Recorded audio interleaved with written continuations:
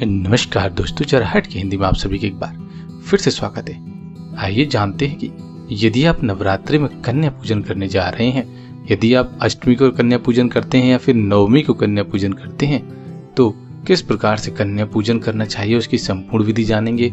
और यदि आप कन्याओं को बुला रहे हैं तो कौन सी कन्याओं का आपको चयन करना चाहिए और कितनी कन्याओं को बुलाना चाहिए और किन किन कन्याओं की पूजन से आपको क्या क्या लाभ होता है, हम विस्तार से जानेंगे। और इनकी पूजा विधि भी विस्तार से जानेंगे और इससे हमें क्या लाभ होता है और आखिर क्यों किया जाता है कन्या पूजन, ये सब हम इस वीडियो में जानेंगे। उससे पहले हम आपको बताना चाहते हैं कि यदि आपने अभी तक हमारे चैनल को सब्सक्राइब नहीं किया है तो आज ही सब्सक्राइब कर ले, ताकि आप रोजाना इसी प्रकार की वीडियोस को देख सके। तो आइए जानते हैं, नवरात्रि पर कलश स्थापना के साथ 9 दिन व्रत रखने वाले विधि विधान से कन्या पूजन करते हैं। माना जाता है ऐसा करने से संपूर्ण पुण्य की प्राप्ति होती है।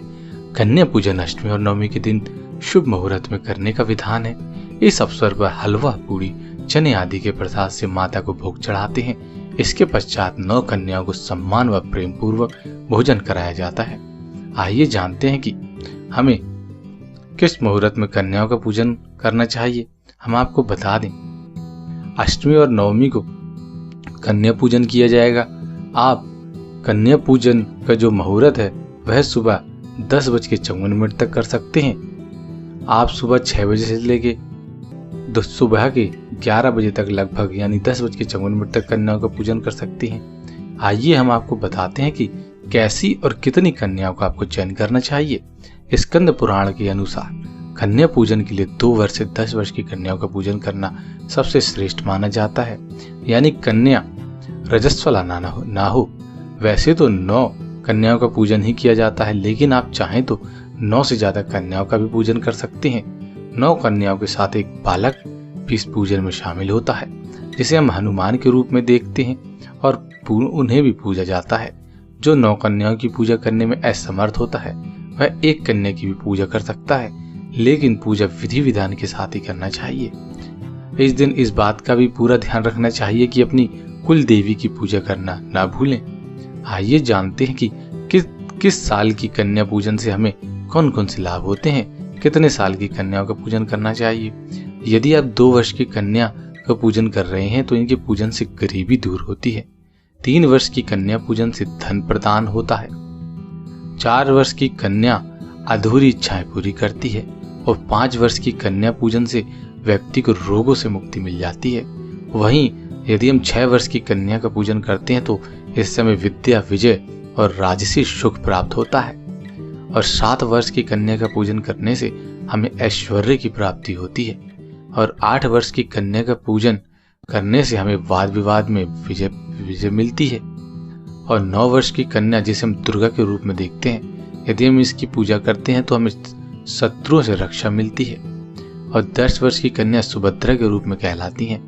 यदि आप इनकी पूजा करते हैं तो इससे आपकी सभी प्रकार की इच्छाएं पूर्ण हो जाती हैं। आइए अब जानते हैं कि किस विधि से हमें कन्या पूजन करना चाहिए। एक दिन पहले ही कन्याओं को आमंत्रित कर देना चाहिए।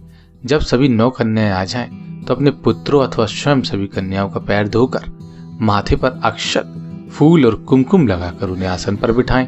कन्याओं को विशुद्ध घी से बना भोजन खिलाने के पश्चात फल के रूप में प्रसाद सामर्थ्य के अनुसार दक्षिणा अथवा उनके उपयोग की वस्तु प्रदान करें। विदा करते समय एक बार फिर उनके चरण स्पर्श करना न भूलें और उनका आशीर्वाद जरूर लें। और अपनी इच्छा के अनुसार उनको आप दक्षिणा जरूर दें। हर कन्या को दक्षिणा देना न भूलें। आइए अब जानते हैं कि क्यों करते हैं कन्या का पूजन। नवरात्रि के पहले दिन श्री गणेश जी की पूजा के पश्चात माता शैलपुत्री की पूजा होती है। अंतिम दिन यानी नवरात्रि को सिद्धिदात्री की पूजा के साथ ही नवरात्रि संपन्न होती है। अष्टमी और नवमी के दिन पूजी जा चुकी 9 देवी कन्या को रूप में मानकर 9 कुंवारी कन्या को घर में बुलाकर स्वागत किया जाता है। मान्यता यह भी है कि इससे हमें आदि शक्ति प्रसन्न होती है। कन्या पूजन के बाद ही उपवासी का व्रत पूरा होता है। कन्याओं को भोग खिलाकर उन्हें दक्षिणा अथवा कोई स्वयं और परिवार को प्रसाद वितरित किया जाता है।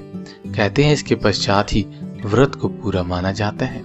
तो आज हमने बताया कि किस प्रकार से कन्या का पूजन करना चाहिए, कौन सी कन्याओं का चयन करना चाहिए और हमें किस कन्या के पूजन से क्या लाभ मिलता है।